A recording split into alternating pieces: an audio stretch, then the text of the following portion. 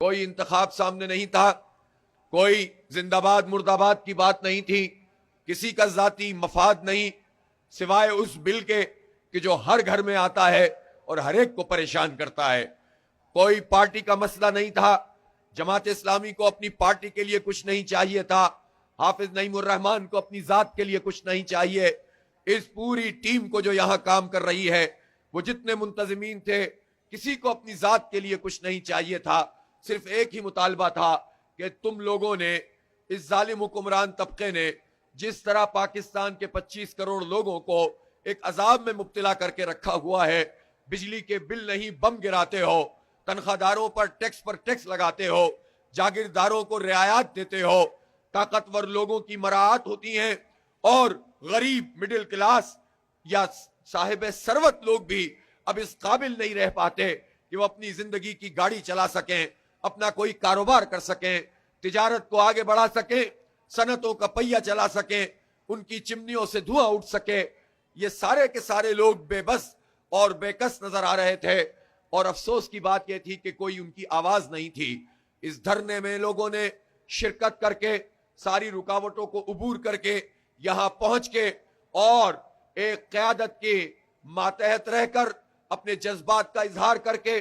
پرامن تحریک کو آگے بڑھا کے جو زبردست قسم کا کام کیا ہے، یہ تاریخ میں لکھ دیا گیا ہے، اور آپ کا یہ دھرنا ایک کامیاب دھرنا ثابت ہوا ہے، اور آپ نے حکمرانوں کو بالآخر مجبور کیا کہ انہوں نے آپ سے ایک تحریری معاہدہ کیا ہے۔ یہ تحریری معاہدہ کیا ہے؟ اس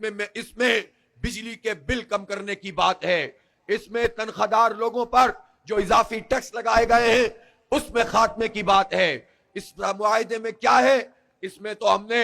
اس نوٹیفیکیشن کو بھی اس معاہدے کا حصہ بنا دیا جو آئی پی پیز کے حوالے سے ہے۔ دھرنے سے پہلے وزراء کے بیانات سن لیجئے، وہ یہ کہا کرتے تھے کہ آئی پی پیز کا مسئلہ ضرور ہے لیکن ہم ان کو ہاتھ نہیں لگا سکتے، ان کی جانچ پڑتال نہیں کر سکتے، ان کے معاہدے بہت بڑے بڑے ہیں، یہ بین الاقوامی عدالتوں میں چلے جائیں گے، لہٰذا یہ ہزاروں ارب روپے جو ناجائز ہم کیپیسٹی پیمنٹ کی مد میں پوری قوم سے چھین کر ان چند لوگوں کا پیٹ بھر رہے ہیں، وزراء کہتے تھے کہ ہم کچھ نہیں کر سکتے، نکالے جاؤ، ہم ان لوگوں کے پیٹ میں ڈالے جائیں اور ان کو چیلنج بھی نہیں کر سکتے۔ لیکن آپ کا دھرنا جب یہاں پر شروع ہوا، پہلا دن گزرا، دوسرا دن گزرا، ان کے بیانات تھوڑے سے تبدیل ہونا شروع ہوئے، انہوں نے سوچا کہ یہاں سے چلے جائیں گے، لیکن آپ استقامت کا کوہ گرہ بنے رہے، اور بالآخر ان کی مذاکراتی ٹیم نے پہلے تسلیم کیا کہ یہ آئی پی پیز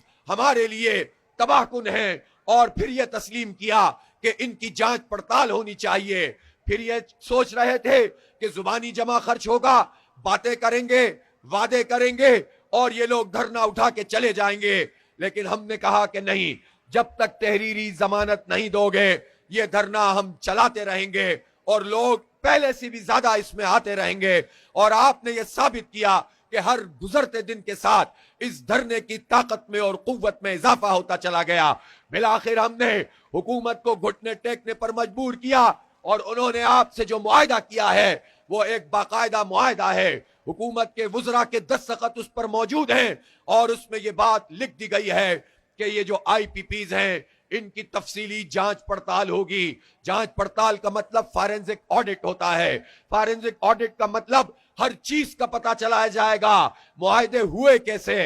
کس نے کیے۔ 1994 سے یہ دھندا چل رہا ہے، پیپلز پارٹی کے زمانے سے شروع ہوا، قاف لیگ اور مشرف کے زمانے میں داخل ہوا، پھر اس کے بعد نون لیگ کے پاس پہنچا، اور آخر میں پی ٹی آئی تک بھی ان معاہدوں کو آگے بڑھانے میں معاون اور مددگار ثابت ہوئی۔ میں سمجھتا ہوں کہ یہ ساری پارٹیاں کیوں اس میں ملوث ہوتی ہیں، اس لیے کہ یا تو پارٹیوں کے سربراہوں اور خاندانوں کا اس میں حصہ ہوتا ہے، یا پارٹی کے ان لوگوں کا حصہ ہوتا ہے جو اس پارٹی میں دولت کی بنیاد پر، طاقت کی بنیاد پر، جاگیر کی بنیاد پر شامل ہوتے ہیں، اور پارٹی پر اثر انداز ہو کر اپنی پسند کے معاہدے کرتے ہیں۔